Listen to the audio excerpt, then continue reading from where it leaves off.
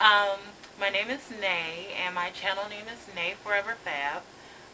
I am coming today to talk to you and basically do like a Q&A video about VSG surgery. I had it on March 28th of 2016. And I know a lot of people had a lot of questions that I personally know, and so I figured I'd just put all of the questions that they've asked me in a video. So I am going to go ahead and get the video started. Oh, and for those of you who don't know what VSG means, it's vertical sleeve gastrectomy surgery. So it's a form of weight loss surgery. It's pretty, I'm not going to say new, but I think most people are familiar with the gastric bypass surgery, which I did not have, but it's equally effective. So I'm going to start with some of the questions that I have, and if you see me keep looking down, it's because I have my handy dandy journal here with all of the questions that people have asked me. So the first question is, okay, so I had insurance. I had Blue Cross Blue Shield of Michigan insurance. I was, long story short, on my mom's insurance, and they covered it. So I can't give a full or roundabout specific amount of how much VSG surgery costs, because it's going to be different for every place that you go, every surgeon, different locations, different states, if you have insurance, if you don't have insurance. But I do have a bill here from my insurance company. So let's see. It says total charges for bariatric inpatient for me was $40,069.13. So I paid $300 in cash, like a couple of days before my surgery, because it was a part of, oh gosh, what is it called? It's a requirement for me to pay. I think I paid into, I think max out of pocket cost for me was like $1,600, and over my 6-month span of going through the process to get VSG surgery, I pretty much paid that down. So I did not pay $1,600 out of pocket, but I did pay $300 a couple of days before surgery, and then I received a bill like a month or so, or two actually, after I had surgery for $633.89.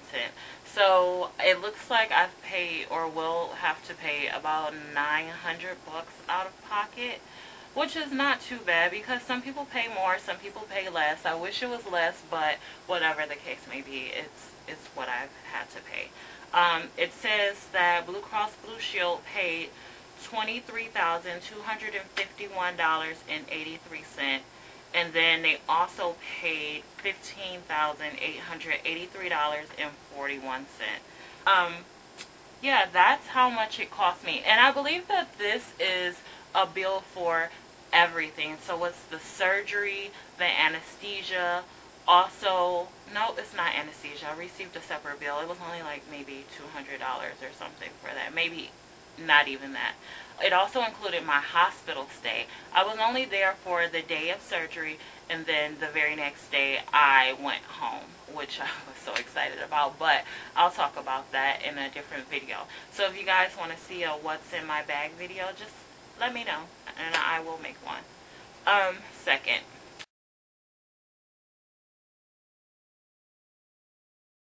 if you want to know what the requirements are, if you are here in Michigan and you have Blue Cross Blue Shield, just go ahead and Google Blue Cross Blue Shield of Michigan requirements for VSG surgery or bariatric surgery, and it'll show you what you have, if you're covered, and how much it'll cost. Yeah, but that also applies if you live out of state, because obviously everyone who watches YouTube videos does not live in Michigan. So yeah, moving on. Third.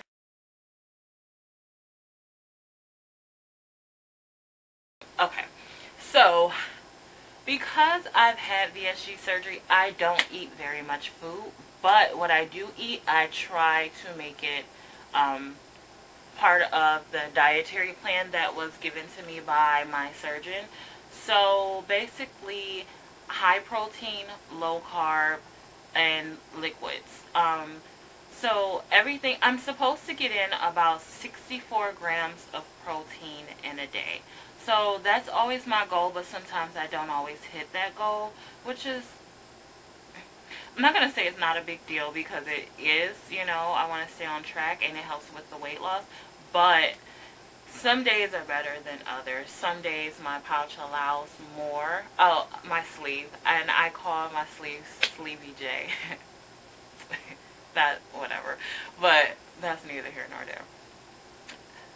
But some days Sleevey J allows more protein and liquids than other days, which is, you know, it's life. It's part of having VSG. And once you have it, you'll learn that your body, everybody's body is different, and you'll learn what your body likes and does not like.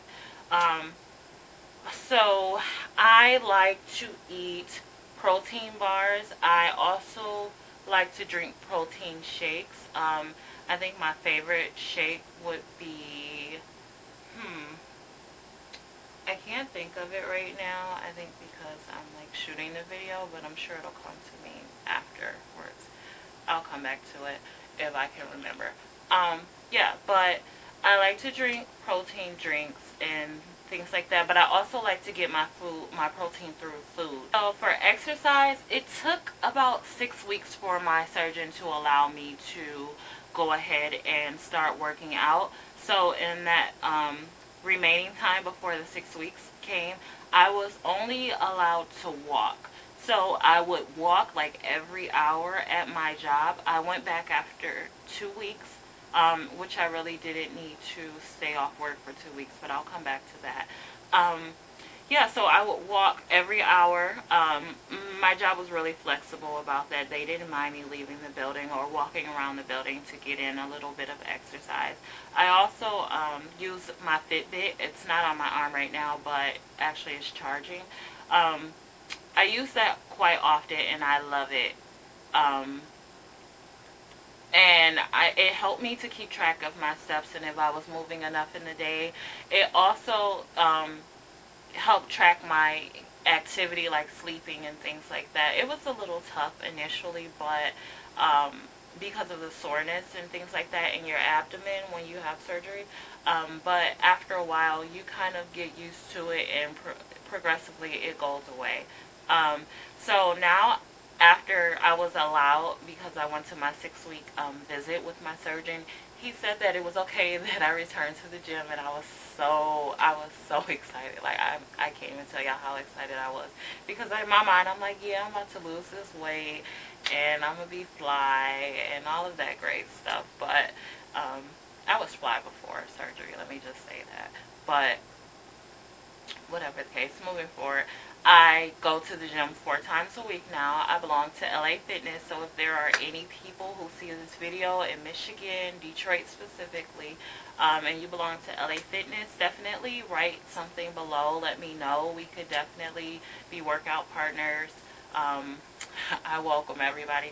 I like to take Zumba classes. I like to take boot camp classes, boot camp classes and things like that. I also do a lot of cardio. So I always get on like the elliptical, the treadmill. I don't like running, but I prefer the elliptical over the treadmill. And most people say that's weird, but I don't care. It's my preference. I also do stationary bikes. I lift. I actually really like lifting weights now. It seems to, even if I'm not seeing it on a scale, I seem to lose more weight in inches actually when I lift. So I do every machine in the gym you can think of with weights. I do a lot of squats, jump roping. But as far as the weightlifting goes, and I can do a video of like something in the gym, like my workout routine, to, you know, go in depth. But I just pick a day that I want to focus on. Maybe one day it's arm day, one day it's leg day, the next day, I don't know, it's abs or whatever the case may be. But I'm always doing cardio as well as weightlifting every time I go to the gym. Um, yeah. So, yeah, I could definitely do a video about that if you guys want to see it, but I know I'm rambling a bit. Um, next video, or question.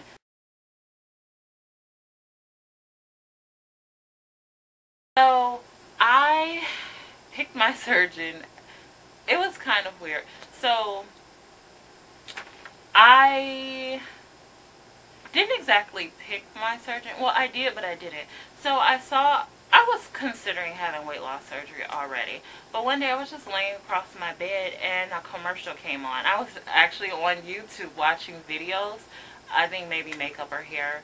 But then in the background I hear a noise like it was a commercial. So it was for a weight loss video.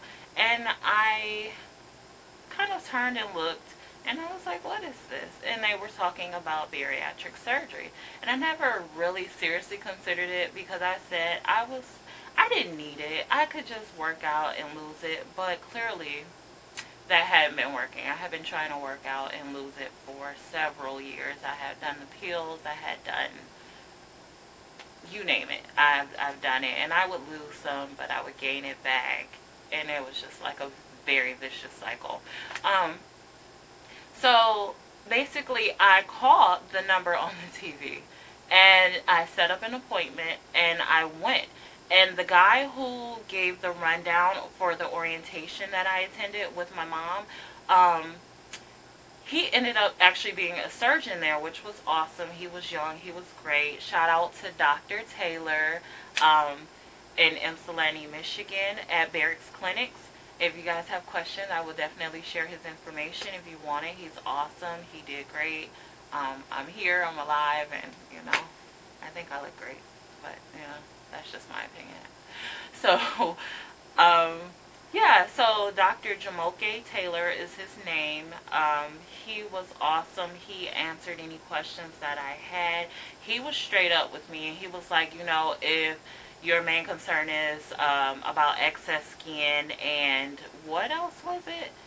Excess skin and I think maybe cellulite or something like that, then this is not the surgery for you. You might want to actually just maybe consider some other options because you should be primarily focused on your health and not excess skin or looking a particular way. You need to be, your health is the most important thing. And I was just like, you know what? Because I kind of walked in there in the back of my mind like, dang, I don't want any excess skin. But when he said that, I was like, yeah, he's talking to you, Nay. Like, you probably should check that at the door. And I got really serious about it. Because, again, health is absolutely the most important thing and should be your biggest focus, not just looking a particular way or excess skin. Yeah, so next.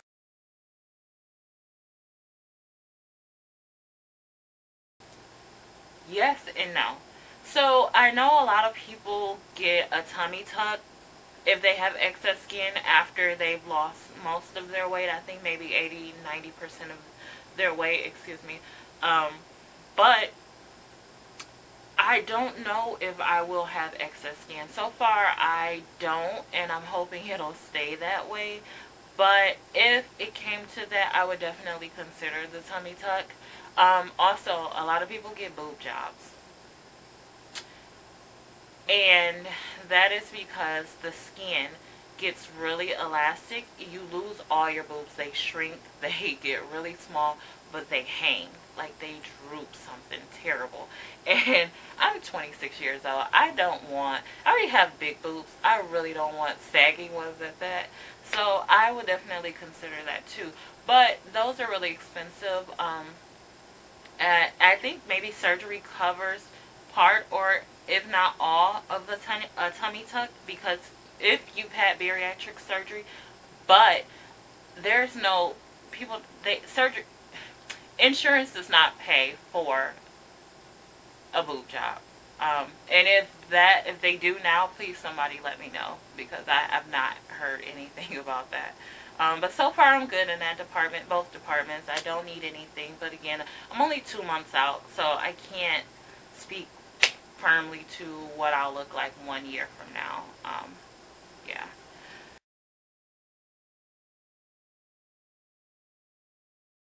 So a lot of people, when they hear me say I got gastric sleeve surgery, they think that it's gastric bypass, and I have to explain to them that it's not.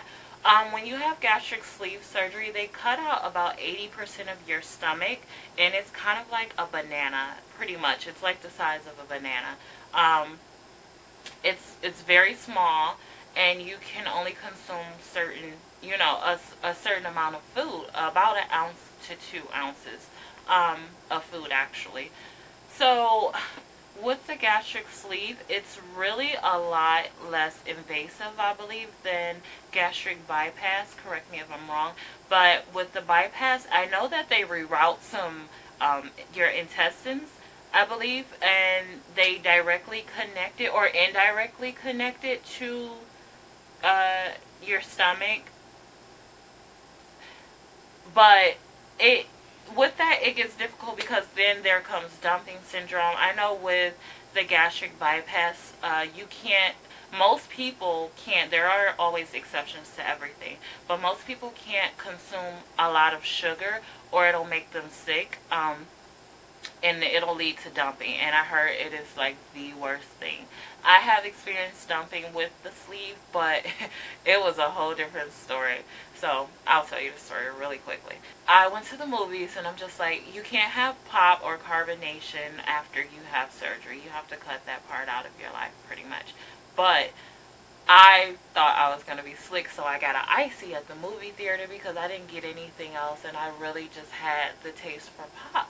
So I get this icy, and it's like, oh my god, it's so good. I got a small one, but even that, I only drank about probably that much, if that, or whatever. Um, and it was so good. It was so good. But by the time the movie was over, I was driving home with my little sister in the car, and I'm just like, oh, my stomach hurts. That's weird.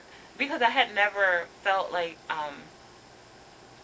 stomach pains like that. When you have VSG surgery, it everything feels different. Like hunger feels different. The feeling of fullness feels different, and I'll talk about that more later, or maybe in a different video. But everything is completely different. So when my stomach was hurting, it was hurting, but it wasn't hurting like in the past, when before surgery, when I would like need a bottle of Pepto, but it was hurting nonetheless. So I'm driving, and it would just start hurting, and I would be like, oh goodness, like this is like a problem, and I couldn't get home fast enough. But then it would stop, and I'm just like, okay, I'm good. Maybe that was just something I ate. I don't know, whatever the case. So I go on, when we get closer and closer to home, and I'm like, it didn't stop this time. It was bad, and I'm like, oh my god, I have to go to the bathroom. Like, I have to go now, like right now. And guess what happens? We get caught by a train. A train, like a train. We got caught by a train.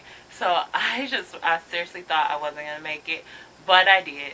Thank goodness. And I was just like, I will not do that again. I will not, just try to be slick or whatever and get around some of the rules, because obviously they are there for a reason. That was my little story, but yeah. So I hope I was thorough in explaining the difference between gastric sleeve and gastric bypass. You guys can always like Google that too, but I'm trying to be informative for questions that you guys might have. I was only in the hospital again for 1 day after, well, not even a full day. I went into the hospital on the 28th, which was a Monday, at about 7 a.m.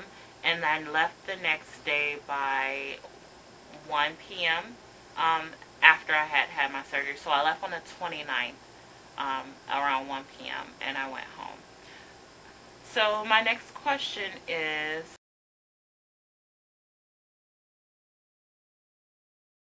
okay, so pre and post op. So pre-op, I didn't have a pre-op diet like that. So the day before surgery, only just one day, I had to do the liquid diet. And the messed up part was that my liquid diet was on Easter Sunday. So while everybody else, my family, friends, everybody is eating this delicious food, I am sitting there drinking chicken broth and water. And when I say I was so hungry, I didn't think I was going to make it. I thought maybe I could slide this piece of chicken in. I didn't succumb to it, but I thought about it like all day. Like literally from the time I woke up to the time I went to bed, I thought about it. I wanted to eat everything, but I didn't. Um, so that was just pretty much my pre-op diet. Other than that, like knowing that I was going into surgery, even when I had, got in my surgery date, I was still able to eat all of the things I had wanted to eat or been eating, but just like I was supposed to be eating in smaller amounts because you want to lose as much weight as you can before you go into surgery. That just really helps with the whole process of shrinking your liver, which is the whole point of pre-op, your pre-op diet, to shrink your liver because it's fatty, and they have to go behind the liver to get to your stomach and do the operation, even though it's laparoscopic. That was a tongue twister. Yeah, which basically means that machines are going to go in and they're going to make like 6 incisions on your belly, and they're going to go in and do it that way. Yeah, so post-op. So, okay. When I was in the hospital, the first meal they allowed me to have was breakfast. And they brought me a popsicle, Jello,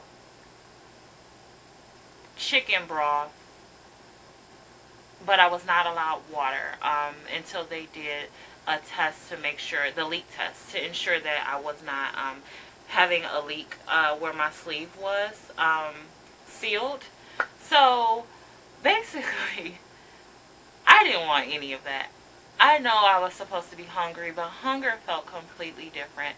I was tired because the anesthesia took so long to come out of my system. I did not take anesthesia that well. Like, it wasn't terrible or anything, but like some people were like, the anesthesia was out of their system like almost immediately. It took me a while. I had to really shake it off. Like, it was crazy.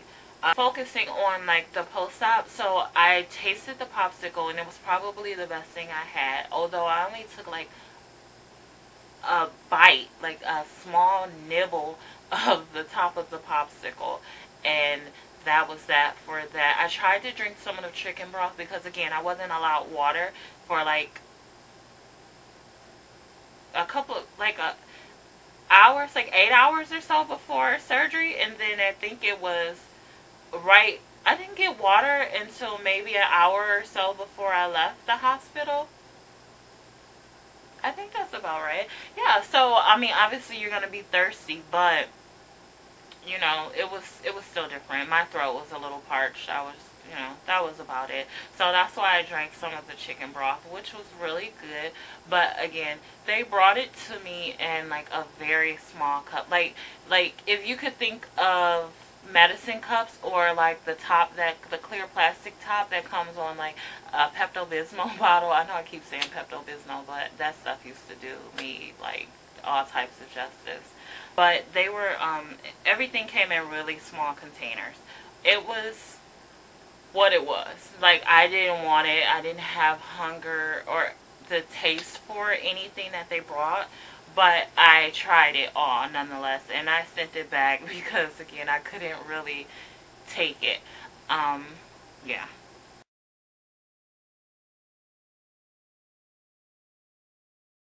Alright. Take everything one day at a time. You will feel like yourself again. It is not the end of the world. It was not a bad decision. Like, after I came out of surgery, I was in my bed at the hospital, of course, just like, why did I do this? When I came home, too, I was in my bed, like, Why? Just like, why, Nate? You could have done without it. You didn't need this.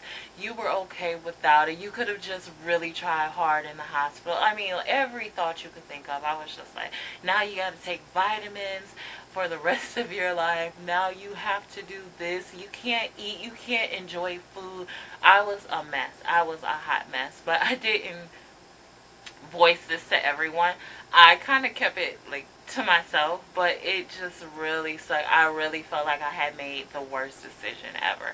But that only lasted like maybe a day, and over the day, over about a week, about a good 3 days, I got back to my old self. I felt completely normal again. I was able to get up and walk. I didn't need to hold on to a pillow because I was seriously like this.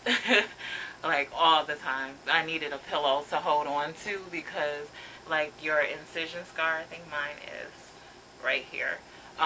It was really sensitive. That's the part where they pulled the stomach out of, the biggest incision scar.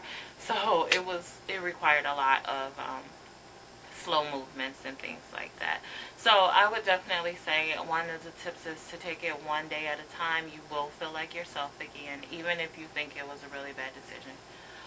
Second, protein, protein, protein. I cannot explain. I cannot say that enough. Protein. Make sure you get your protein in. Plan your meals if you have to. Make sure you listen to what the surgeon is saying. When he tells you to stay on liquids and then slowly he transitions you to soft foods and then regular foods, listen to him because he is a surgeon. Your nutritionist, they all know what they're talking about. Like, don't rush it. You will be able to consume what you can consume when you can consume it. Also, stop comparing your surgery to everyone else's. Yours is different. Everybody's body is different. You will be different. You will not lose the same rate as someone else who was maybe even your exact same size, had surgery on your same date, looks like you. It does not matter. Like, you name it, even if they were like the exact same person, your twin, you are still different and your process will be different. It may not be extreme. It may be quite similar, but it will still be different. So make sure you don't compare and enjoy your journey every step of the way, even on the parts that really suck. Just try to find some optimism, find the best part of what's going on. So far, that's really kept me going with my journey because I know a lot of people who are pursuing the surgery now, but not a lot who had it before me. I did know two people who I was able to call on instead of going on YouTube to get their experiences, because sometimes on YouTube, unfortunately, I couldn't always find someone who I could relate to with the surgery.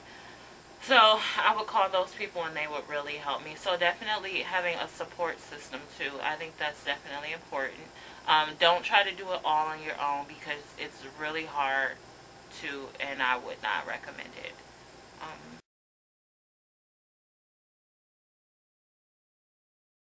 I know you guys see this everywhere.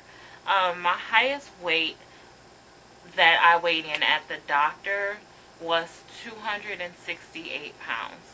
I believe I might have been at one point more than that, but documented at the doctor it was 268 pounds. Let's see, my current weight is 231 pounds. I am dropping. I'm feeling good. As you can see, like, I guess you wouldn't know my normal self, but I'm my normal self. Yeah, so 231 pounds. I love it. Um, Goal weight. So my goal weight is 165 pounds. I don't want to be any less than that. I'm good at 165. I've not ever been. Well, I'm sure I did, but I'll pass that right on up quickly. And for a while, I really stayed at 180, 190 pounds all through middle school and high school. That was about my weight. And then I ballooned up like my sophomore year of college, not even the first freshman. I actually lost weight my freshman year, go figure. Like, while everybody else was gaining that freshman 15, I was losing. But we'll talk about that. Surgery weight. So the date of surgery, because of the liquid diet, literally I lost 8 pounds. So the date of surgery, I was 260 pounds. Um, yeah. So that's that.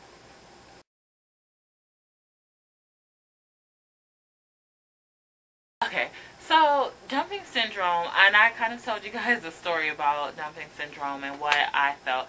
I had diarrhea, something awful. And I know that's like really gross, but you guys want me to be real and honest about this surgery and this process. It was diarrhea. Some people throw up, but some people have diarrhea, and that's what it is. It makes you feel really sick when you consume something you should not have or your body will not tolerate. So pretty much that's dumping syndrome. You get really sick. I have my little bucket that the hospital sent me home with, and I rolled with it just like this all the way home. Although I didn't experience very much nausea from surgery, I did briefly like have nausea for maybe 30 minutes the day of surgery, and they gave me some medicine, like a shot, and it went away immediately. But just in case, I kept this bucket, and I brought it home with me. I haven't really had to use it. I ate too much too fast one time, but that's not, well, maybe it is something. But I ate too much too fast, and I did not chew it well enough, like thoroughly, and it gets stuck. When you have VSG surgery, you will learn that stuck feeling. It feels like something is right just sitting in your chest, and it will not go down. I literally had to force myself to throw it up. It was not, I was in so much discomfort. It was like agonizing. Like, it wasn't like somebody's beating me up or stabbing me or anything crazy like that. It's just really uncomfortable.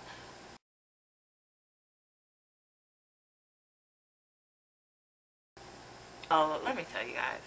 I had a really good support system. I have a really good support system. My mom went with me for surgery. Um, she sat through the surgery, and my little sister did at the hospital with me. My mom went to the orientation with me, so she was really supportive in that manner. She was kind of just like, it's your decision ultimately, and I can understand why you choose to do this. But I want you to think about it carefully. I told my dad about it, and he was pretty supportive. He was like, you're an adult, so if this is what you really want to do, just make sure you do your research, and that this is the best decision for you, and that you weigh all other avenues. He also expressed that he didn't personally think that I needed the surgery, but that it's my decision. So, yeah. Look, when I told people I was having, and I didn't tell very many people, but I did tell my immediate family. So when I told everyone that I was having this surgery, I got so many, you ain't even really fat, or you don't really need that, or did you just change your diet or go to the gym or things like that. I got so much of that, I was over it. I was absolutely over it, to the point where I was just like, you know what, we're not going to talk about this. Let me just tell you this now. We're not going to talk about it, because it's going to lead to an argument, whatever it's going to lead to. You're not about to tell me what I can do with my body.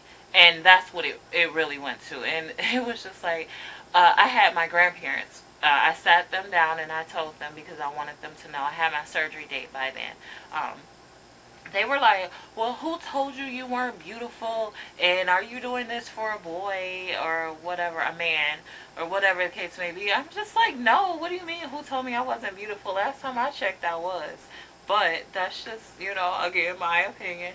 But I'm like, it's not about vanity. It's for health. I'm like, my dad's side of the family are diabetics. There's heart disease, high blood pressure, all of that. I don't want none of that. I've always been active in my life, but, that won't change the fact that I was still very much overweight. My doctor told me I was supposed to be 140 pounds. I'm 5'6", and I'm 26 years old. I'm supposed to be 140 pounds.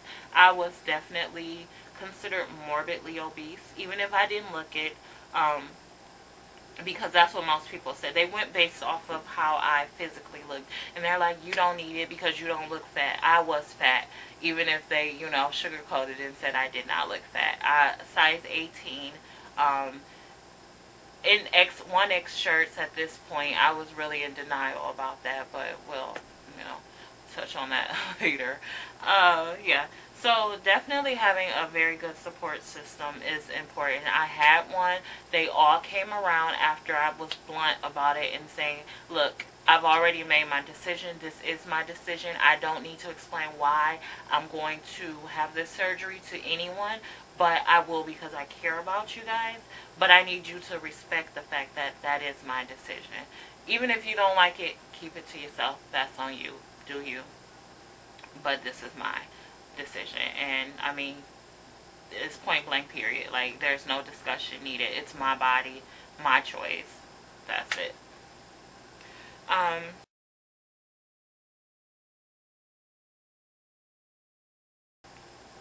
get asked this a lot because, again, I know several people who are looking to have the surgery. Now that I've actually have it, I guess that maybe I was like the test dummy or something. I don't know. But whatever the case, yes. To answer the question, yes. I would definitely, definitely, definitely do it all over again. I am so happy I made the decision. I am so much more active. I feel so much better.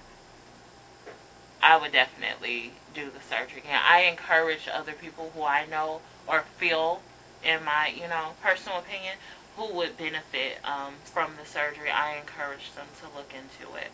I think the surgery was amazing. Some days are a little tougher than others, but I would not regret my decision. I would not regret it at all. Yeah, so I think that was it. If you guys have any questions, please write them below in the comments. Also, subscribe. This is my first video, but I have plenty more to come. Make sure you press the button and subscribe. Comments below. I would love to get to know you guys. Give me feedback. Let me know your experiences when you had surgery. Do I have any surgery twins out there? So March 28th, 2016. Let me know. I would love to meet you guys. Get to know you, questions, things like that. Just definitely shoot. And I will talk to you guys very soon.